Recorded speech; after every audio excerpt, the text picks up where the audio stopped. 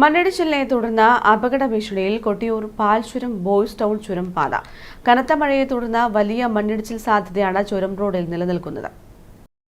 കനത്ത മഴയെ തുടർന്ന് മണ്ണിടിച്ചിലുണ്ടായ കൊട്ടിയൂർ പാൽചുരം ബോയ്സ് ടൗൺ ചുരം റോഡിൽ വലിയ അപകട ഭീഷണിയാണ് നിലനിൽക്കുന്നത്. പാറയും മണ്ണും വീണ് വാഹനയാത്രക്കാർക്ക് അപകടം സംഭവിക്കാനുള്ള സാധ്യത കൂടുതലാണ്. ബുധനാഴ്ച രാവിലെ മുതൽ KSRTC ഉൾപ്പെടെയുള്ള നിരവധി വാഹനങ്ങളും ബസ്സുകളും ചുരം വഴി കടന്നു പോകുന്നുണ്ട്. മണ്ണിടിച്ചിലിനെ തുടർന്ന് ചുരത്തിലെ പാറകൾക്ക് വിള്ളലുകൾ രൂപപ്പെട്ടു. ചെറുതും വലുതുമായ പാറക്കല്ലുകൾ റോഡിലേക്ക് വീഴുന്നുമുണ്ട്. ചുരം റോഡിൽ വീണ വലിയൊരു പാറക്കല്ല് KRFB അധികൃതർ എത്തി നീക്കം ചെയ്തു.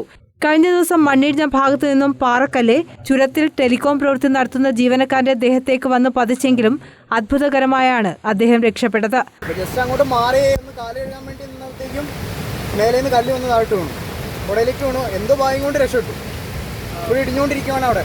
ബോയ്സ് ടൗൺ പാൽചുരം പാതയിൽ ചൊവ്വാഴ്ച രാത്രി ഉണ്ടായ മണ്ണിടിച്ചിലിനെ തുടർന്ന് ഗതാഗതം തടസ്സപ്പെട്ടിരുന്നു. പുലർച്ചെ 2 മണിയോടെയാണ് ഇടിഞ്ഞു വീണ മണ്ണ് നീക്കം ചെയ്തത്. News bureau, Peravoor.